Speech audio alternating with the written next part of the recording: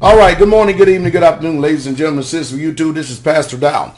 Yeah, I've been having a lot of requests because it's one of the most watched videos that I have, especially on the online-church.org. But I've been having a lot of requests on marriage. And so I'm going to talk to you here this morning about husband and wives. Now, I need for you to give me undivided attention.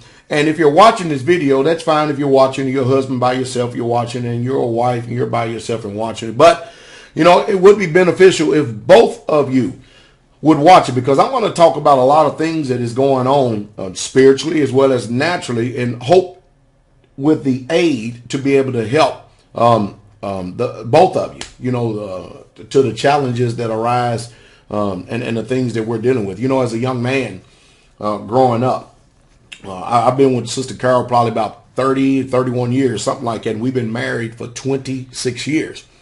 And, you know, there's a lot of things that Sister Carol and I have been through in life. You know, we've had ups, we've had downs, we've had successes, we've had failures. We've been happy and we've been sad. And of course, everybody would love to take all the good out of everything, but it's the bad that happens in marriages, or what you consider to be bad, that it teaches you, and it's those things that help you to learn and grow in life. You know, Sister Carol and I wasn't afforded the opportunity to be able to sit down in front of people who we could trust. You know, with our disclosing our marriage to, and trying to get help for our own selves, and we've just pretty much been left to fend for ourselves. The one thing about it is that through it all, the Most High has definitely seen fit that we're still together even till this day, and of course we have a very happy marriage. A very happy marriage. And of course, you know, after 26 years, you should know each other pretty good by now. And you know, it's our job to try our best to impart. When Sister Carol speaking to the sisters, and then myself speaking to everyone as a pastor, to try to help everyone in their marriage. So I got a few things I want to talk to you about this morning. I hope that you consider what I say, because I know that there are challenges that are presented to both sides of the fence. So I want to do my best to do what I can as a pastor, especially if you receive me as your pastor, to help you out in life. So we're going to go over a few things here. Now, the one thing I've learned over the years, the reason why most marriages fail, and we're not coming from the perspective that a marriage is a failing. We're just dealing with things that causes a lot of distress, a lot of trouble, a lot of problems in marriage. But the one thing I've learned over the years, the reason why a lot of marriages has failed is because of the lack of communication. If there's one thing that I preach and teach, is communicate, communicate, communicate, communicate. What both parties have to do is they both have to be, first of all, number one, willing to sit down across from each other and then listen exactly to the challenges that goes on in the individual's heart. And you must listen, because too often marriages, when the husband or wife, they're sitting down, they're speaking to each other, if they do, if they're doing it at all, the other spouse usually is taken as an attack upon them. And that's really not the case whatsoever at all. You got married, and you're married for a reason, because you love each other, not because you're there and you want to terminate the marriage, or you just want to leave this in a disarray and just be miserable for the rest of your life. But you must communicate, communicate, communicate. And then number two, when you sit down to communicate, or if you're alone in your home and stuff, you have to learn how to not wear your feelings on your sleeve. You know what I mean? Because suppressed feelings and suppressed emotions will drive you insane. As a matter of fact, it will cause you to respond. It will cause you to lash out in anger at your spouse. Now, mind you, when you got married, remember, you're married because you love each other, and the intent is you're going to spend the rest of your life together. Not so you can have an unhealthy relationship with each other, but you know just as well as I do that if we suppress our feelings, suppress our emotions and stuff, and we don't communicate with each other, and not doing it in a way that we're accusing each other, that we're ultimately going to end up communicating through fussing, through arguing, and through fighting, which is very unhealthy. And of course, what people are going to do, they're going to defend their position, they're going to defend themselves. All right, so there's no such thing like this world is trying to teach everybody out here as irreconcilable differences. And I mean, take a look at the root of that word right there, ill. The problem is because somebody or either both parties in the marriage are literally ill at each other. It could be something that's so small as leaving the socks down on the ground or something, or she doesn't do exactly what I says. I mean, it could be something. I mean, but if you do not communicate, how can your spouse know what's going on? Now, remember, when you do sit down and communicate, remember, it's not you against him or him against you. It's not husband against wife or wife against husband. Remember, you're a team. You're in this together. And what you're trying to do is make sense of all these thoughts that lodge in the mind that eventually will play out in our lives if we don't do something about them. And we need to try to make sense, because whether people want to understand it or not, Pastor Dowell is not going to, I'm definitely not going to admonish you. I'm definitely not going to direct you to go to one of the so-called experts here in life who's been divorced and remarried 3 or 4 times and has got a PhD, and he still don't know what he's talking about because he can't even live what he's supposed to be a quote unquote expert in. No, I believe that you should get your advice from someone who has literally been through the fire, has been through the highs and the lows, and we're still here. And that's not to say, because I know that many times when people are married or divorced, that's not to say that you didn't try or the other person didn't try. My only job here is to try to give understanding. I'm not here to down anyone whatsoever at all. I'm here to make sure that you're successful from this point on. All right, now let's deal with the situation with men coming from wives, men going to wives. How about that? We're going to deal with that situation for a moment. All right. Now, when you look at the situation with men and wives, all right, the men dealing with the wives, all right, you do not do what your husband asks you. It's going to cause a lot of problem, women. I mean, it's really truly going to cause a lot of problems, because spiritually what you're doing is, and subliminally what you're doing, you're challenging his authority. Because you think about this. When you look at every situation, you can't have 2 heads in one family. And I know that today's philosophy of today, they want to try to say that we're all co-equal and we're walking together and stuff. But when you read the Bible, if you use that as your authority, the Bible clearly says that the husband is the head of the wife. I mean, even out here in the world, when you're dealing with corporations, you have a CEO. You don't have 2 CEOs. You only have 1 CEO. When you have a king of a country, you don't have 2 kings. You have 1 king in that particular country. You can go on and on and on. There's only one God. There's not no 2 gods. And so even in the home, there has to be 1 head and 1 head alone. And that head is responsible for the upkeep, and that head is responsible for the serenity, and that head is responsible to make sure that home operates very, very smoothly. But you can't continue to keep going around and ignoring, sisters, what your husband says, because it's going to challenge his authority. And of course, then what that's going to do? That's going to turn around and it's going to put thoughts in his head. It's going to put thoughts in his mind. It's going to challenge him. And then he's openly going to build up a wall. And then he's going to openly be in defense of you because he feels like that you do not respect him. Now, I know that these are a lot of unpopular things that people don't want to hear, but nevertheless, remember, we said earlier, we're not going to wear our suppressed feelings on our sleeve. And one thing all of us need to get past is we want so bad for the other person to hear us that we don't even take time enough ourselves to slow down and actually hear what the other person is saying, because we're too busy conveying our pain. We're too busy conveying our thoughts. We're too busy conveying our concerns, and we don't have time to listen to the other person. And a marriage simply cannot work in happiness when it's all about you, and it's not about the whole. All right.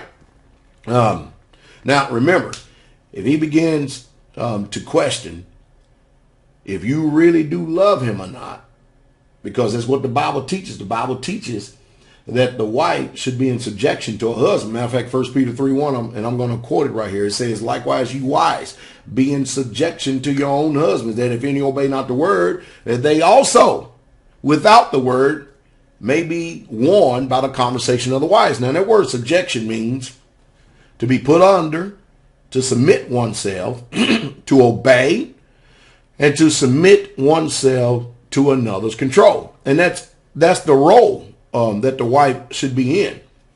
And mind you, a lot of times when we receive the philosophies of this world, it's just not going to work in a Hebrew marriage. It's literally, truly not going to work. Because when you hear, and you have to be careful about what you allow to come into your ears too, because, you know, all words and all manner of communication enter into the mind is not healthy communication, and it's not going to be for your good. But, you know, you have to be willing, sisters, to trust and submit to that man so that his authority is not challenged, so he doesn't feel like that you are a physical threat to him. Now, men, on your part, all right, when you're not providing for the house, and when you're not doing your role as the head, you make it very difficult for your wife to submit to you. Oh, yeah. Now, you know how it goes. If the wife is resisting or something, the first thing we want to do is tell her what she needs to be doing. Of course, and then the wife, the first thing she does is tell you what you're not doing. And what we have a crossroads right here, because both parties are right, but yet neither one of us are submitting to biblical terms. And when we can't do that, all we're going to have is what you call a tyrannical dictatorship, and nobody's going to submit to that at all.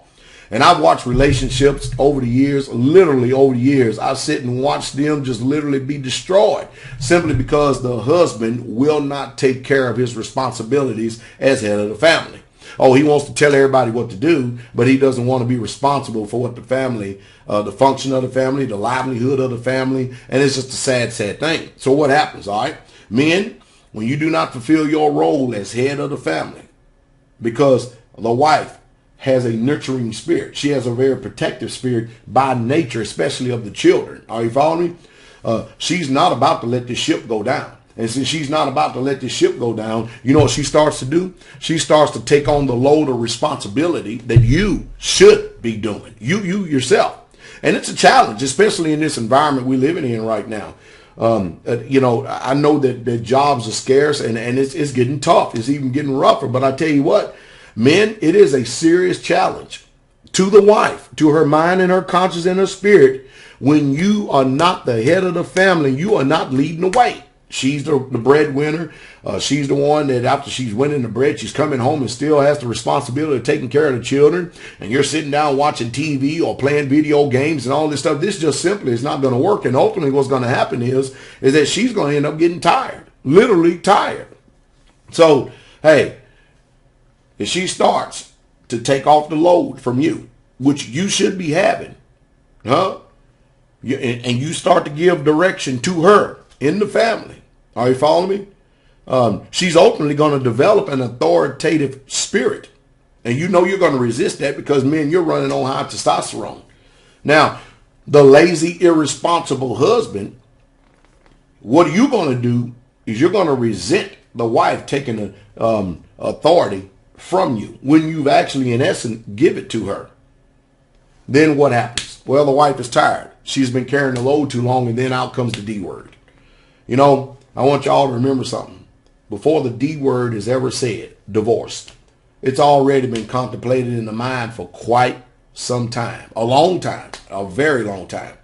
You know, the Bible says in Ephesians 5:25, husband, love your wives as Christ also loved the church and gave himself for it. You hear that, husband? You're supposed to love your wives, and you're supposed to love your wives with the love of Christ. Not with the amount of human love that you're producing yourself. You have a greater measure to go through.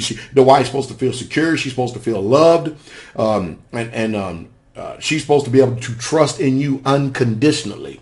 She shouldn't have to defend herself against you. And that's the reason why Pastor Dowell usually spends a lot more time dealing with the men. Because the homes today in America is all jacked up. And we keep following the sentiments of this country like here. I mean, pretty soon nobody's going to be married. And the family structure is going to be destroyed. And we're going to continue to keep having broken homes, broken families, and children continue to keep filling up the jail cells, if not dying at the edge of a gun by a bullet because someone is not going to listen to somebody's rebellious mouth. And that's ultimately where it's ending up. It's ending up that everybody is being destroyed, everybody's being killed, because that's what Satan does. So what's the problem? Hey, anytime the wife feels like that she has to do everything, and she is the one that has to keep the family going, hey, over a period of time, this weaker vessel, because she can't take it too much longer, she's going to get tired because she's carrying that burden, and she's not designed to carry that burden. And both parties, husband and wife, both of you, you know, justifying for our failed behaviors, which never produce a lasting change, is going to cause both persons to keep digging in their heels.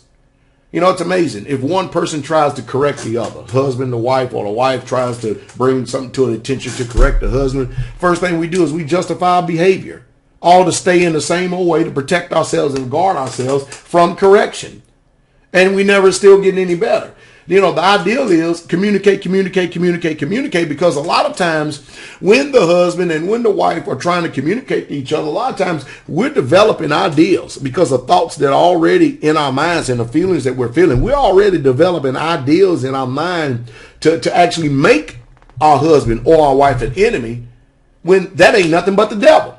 That is nothing but the devil. That's not really truly you. You did not get married. You not love each other so you can spend the next 5, 10, 15, 20, or 30 years arguing, fussing, and fighting each other. The problem is a lack of communication. I'm going to tell you what the problem is in church. You can have a dysfunctional home, a broke home, and either one or both of the parties refuse to submit to godly counsel. I don't recommend you going out here to so-called professionals because they ain't no good themselves. And then, or you either have one of them that they want a solution. They want to get this thing done, but then you have the other one. And usually it's the men that do not want the solution, especially when they're guilty. They're not going to change, but they're guilty. They don't want to sit down because that communicates to them weakness. I don't want to go hearing from another man or nothing like that. And that's the problem right there. And that's the reason why the family's all jacked up right now, because of your pride. Because you can't be told anything. And it's a sad thing. I mean, after all, I think I think I'm actually in a perfect condition to actually give counsel on marriage since I've been married for 26 years. And my mother and father before me has been married over 50 years. And I'm not saying because people have been married and divorced and stuff that you should feel bad, because you openly cannot control what the other person is doing. But I do know this, men, that women get tired, and they get tired. It takes them a little time to get tired. You see, they're with you because of a soul tie, but they openly get tired when you don't take care of your responsibilities. And the next thing you know, it will end up in separation. And I'm gonna give you the steps of it too. First, you stop communicating. You're very careful and you walk on eggshells in the house around each other. Then if you got a big home, then the wife is sleeping in a bed and the husband is sleeping in his own bed. And then that goes on for a little while. And then the next thing you know, you're not having sex in the marriage anymore. As a matter of fact, when you even see each other, you feel that eerie, irritable feeling and stuff. You get to the point where you detest each other and you don't even want to even be around each other. Oh, on the outside, when you get around people, it looks like you're the most happiest couple in the world. You're really true, but behind closed doors, it's a literal hell in that home. And the devil is whooping the fire out of you. And again, if the devil is in the house and in the home that tough and that hard, I believe it's the man's fault. Because you are the one that is required to dwell with them according to wisdom. And that's all there is to it. And sometimes that means that you have to know how to be able to communicate in such a manner that you'll be able to accomplish a successful outcome. And sometimes when the wife is just not going to submit to biblical terms, that means you have to humble yourself and actually learn how to use wisdom in that particular area. Not humble yourself so much as to her, even though you should be submitting yourself one to another. Why? You should give your husband a chance. You really should do that. You really shouldn't just voice everything that is in your heart. You should try to communicate. You should try to communicate, think within yourself and see what's going on before you even bring it to the table. I mean, one of the greatest and biggest obstacles is that we refuse to actually hear each other. Well, I can tell you that bitterness is in the air. And when bitterness in the air, it's progressive. It goes through stages. And of course, then the last stage of bitterness is death or separation. And ultimately, both people are going to end up suffering. Then what happens? Well, we look for love in all the wrong places. We never did do anything to improve ourselves or get ourselves better. Then the next thing you know, we move on to the next marriage, and then we bring the same old mess that we had in the previous marriage over to this new marriage. Everything starts out just fine. But then when there's nobody doing any changing whatsoever at all, we bring the same thing. And I see this so many times. Whatever problems you had in a previous marriage, Just give it a little time. You'll see those same exact problems come over into the next marriage. And you know the reason why? Because somebody's stubborn, somebody is stiff-necked, somebody is stout-hearted, and somebody is not going to change whatsoever at all. And that's the reason why you see a lot of people end up married 2, 3, 4, and 5 times, because they're thinking, well, maybe this is the next one. Maybe this is the next one. Maybe this is the next one. Which, if we could have godly counsel and get it right the first time, I've married quite a few people, and I actually, my wife and I, we talk with the wife, and then I personally talk with the husband, and then I talk with both of them together. And I'm gonna tell you right now, I literally do not pull no punches. I let them go into marriage knowing what to expect, and I am raw with both sides of the family, because I've experienced this, I've lived this, I understand the challenges, and if I don't understand this as a pastor, then I ain't gonna never understand. And I communicate very openly with them so that their marriage can start off on the right step. There's enough room for improvement for all of us. I promise you that. But when you continue to keep just arguing over disagreements, I tell you what, and protecting yourselves, you get to the stage where you're protecting yourself one against the other. You really truly can enjoy each other. And the biggest thing is, because there's really, the Bible is a book of direction. It gives us instruction, but it does not give us all the things that we're going to have to challenges we're going to have to deal with in life. That's the reason why that he said that there's safety in the multitude of counselors. And when you refuse to sit down in front of someone, and I'm going to tell you the main reason why either a husband or a wife refuse to get counsel from a godly pastor. I'm going to tell you the reason why. Because one of them feel like that, hey, there may be a chance or an opportunity. I may be wrong. And if you go into that setting, automatically with a wall up, if certain things are said and you refuse to change and stuff, you might as well just go on and throw in the towel, because it ain't going to work. You're going to be miserable for the rest of your life. I usually tell people, don't even come to me. Don't even come to me at all unless you both are willing to be corrected and you both are willing to change. And as a result, I hardly don't have anybody coming to me for marriage counsel except the brand new people. And then I sit and watch marriages. I watch them all the time in utter misery, because pride is causing too many people to save face. That's just the truth.